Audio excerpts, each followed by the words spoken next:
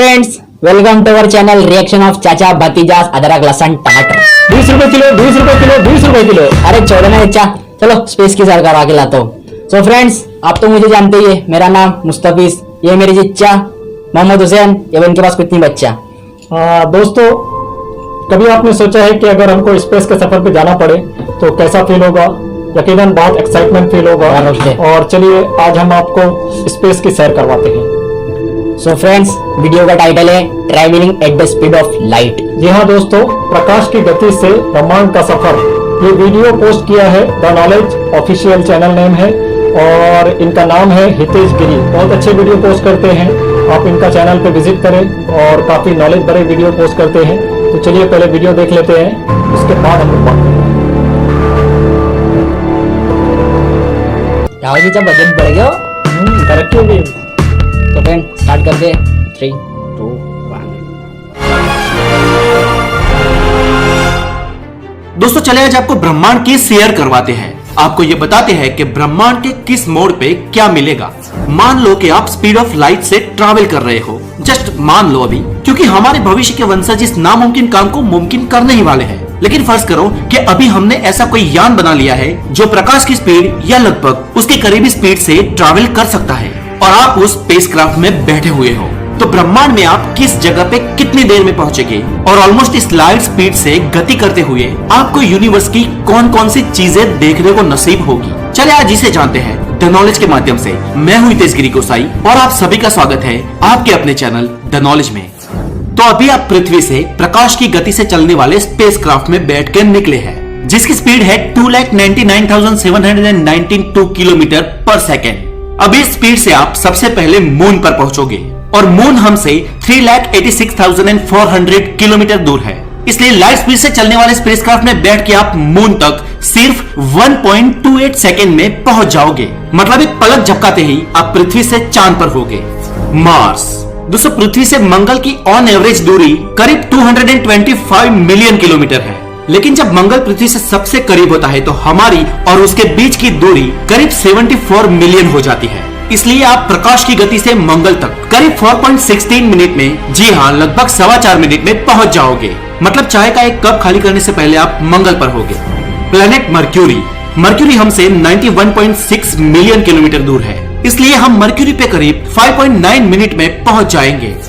The सन, दोस्तों सूरज हमसे 149.6 million kilometre दूर है और हमें लाइट स्पीड से सन तक पहुंचने में 8 मिनट एंड 20 सेकेंड लगेंगे। सूरज से पृथ्वी तक पहुंचने के लिए सूरज के प्रकाश की किरणें भी इतना ही टाइम लेती है। प्लेनेट जुपिटर, जुपिटर हमसे 628.7 मिलियन किलोमीटर दूर है और यहाँ से वहां तक हमें लाइट की स्पीड से पहुंचने में लगेगा करीब 34 मिनट का समय, मतलब आधा घंटा। सैटर्न, ये ग्रह हमसे 1.2 बिलियन किलोमीटर दूर है और यहाँ तक पहुंचने में हमें 70.73 मिनट का वक्त लगेगा। नेपच्यून, ये हमसे 4.3 बिलियन किलोमीटर दूर है और यहाँ तक पहुंचने में हमें लगेंगे पूरे 4 घंटे। मतलब यार इतनी देर में आप एक फिल्म देख सकते हो, खाना खा सकते हो, नाश्ता कर सकते हो, एक पार्टी भी कर सकते हो। प्लूटो, ये हमसे करीब 5.9 बिलियन किलोमीटर दूर है और यहाँ तक पहुंचने में हमें 5.5 घंटे का समय लगेगा। इतने वक्त में आपको मूवी देखनी है तो देखो, दोस्तों के साथ पार्टी करने जाना है तो पार्टी करने जाओ, या फिर सो जाना है तो सो जाओ। ये कुछ भी कर सकते हो आप इतने घंटों में।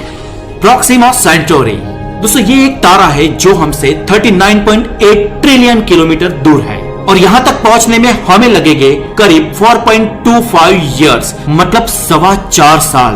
दोस्तों इतने वक्त में एक स्टूडेंट ग्रेजुएट हो जाता है या आपकी बॉडी के सारे सेल बदल जाते हैं, यूं कहे कि आपका शरीर पूरा नया हो जाता है। या बॉडी छोड़ो दोस्तों, इतने सालों में तो लोगों की जिंदगियां बदल जाती हैं और इतना ज्यादा वक्त लगेगा आपको अल्फा सेंटोरी तक पहुंचने के लिए, अगर आप लाइट स्पीड से जा रहे हो तो भी।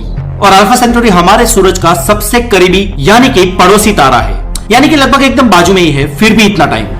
देखिए दोस्तों ब्रह्मांड कितना बड़ा है और अभी आगे आगे देखिए क्या होता है।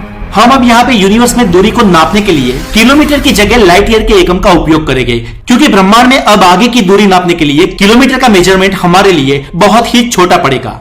दोस्तों जैसे कि हम सब जानते हैं, लाइट एक सेकंड में 2,99,792 किलोमीटर यानी कि करीब 3 लाख किलोमीटर का अंतर काटती है और ये लाइट ऐसे कंटिन्यूअसली पूरे साल तक जितना अंतर काटती है उसे 1 लाइट ईयर यानी कि 1 प्रकाश वर्ष कहा जाता है। अब आपके मन में अगर सवाल आता हो कि 1 लाइट ईयर बराबर कितने किलोमीटर होता है, तो आपको बता दूं कि 1 लाइट ईयर बराबर 9,500 अरब किलोमीटर होता है, यानी 9.5 ट्रिलियन किलोमीटर।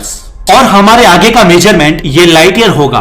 तो दोस्तों अब चलते हैं हम हमारी पड़ोसी एंड्रोमेडा गैलेक्सी की ओर। एंड्रोमेडा गैलेक्सी हमसे 25,38,000 किलोमीटर दूर है, यानी यहां तक पहुंचने में हमें करीब 25 लाख साल लगेंगे। अब सोचिए इतने सारे सालों में आप कितने जन्म ले लेंगे, कितनी सारी नई नौकरियां लगेगी आपको, कितने सारे लोगों से मिल लेंगे, या कितनी बार प्यार होगा आपको। करीब 25 लाख बार तो होगा ही होगा। दोस्तों लाइट की स्पीड से अगर हम 70 करोड़ साल तक भागते रहे तो हम पहुंच जाएंगे बूट्स वॉइड तक। ये एक सुपर वॉइड है और ब्रह्मांड की सबसे बड़ी खाली जगह है। ये बहुत सारी गैलेक्सीज को अपने अंदर संभाले इतना बड़ा ब्रह्मांड का एक खाली और अंधेरे से भरा विस्तार है।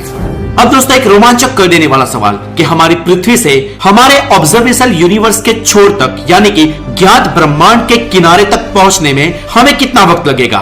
तो the age of the universe हमसे 46.5 बिलियन लाइट ईयर दूर है और वहां तक पहुंचने में हमें 46 अरब 50 करोड़ साल लगेंगे। इतने लंबे समय अवधि में तो ब्रह्मांड की कई सारी गैलेक्सीज खत्म हो जाएगी। दोस्तों आपके मन में अब अगर ये सवाल आया हो कि अगर आप लाइट की स्पीड से ट्रैवल कर रहे हैं तो आप तो फ्यूचर में समय यात्रा करेंगे ना, तो फिर क्या इस अलग अलग जगहों पर पहुंचने में इतने सारे साल लगेंगे? तो दोस्तों जी हाँ, इतने ही साल लगेंगे, क्योंकि आपकी समय यात्रा पृथ्वी के टाइम के हिसाब से होगी, पर आप डिस्टेंस में समय यात्रा नहीं करोगे। और क्योंकि ब्रह्मांड में सभी चीजें अपने स्थान से गति कर रही है, इसलिए अगर कोई चीज आपकी तरफ आ रही है जैसे कि एंड्रोमेडा गैलेक्सी, तो ये साल कम भी हो सकते हैं, और अगर कोई चीज हमसे दूर जा रही है तो ये साल बढ़ भी सकते हैं।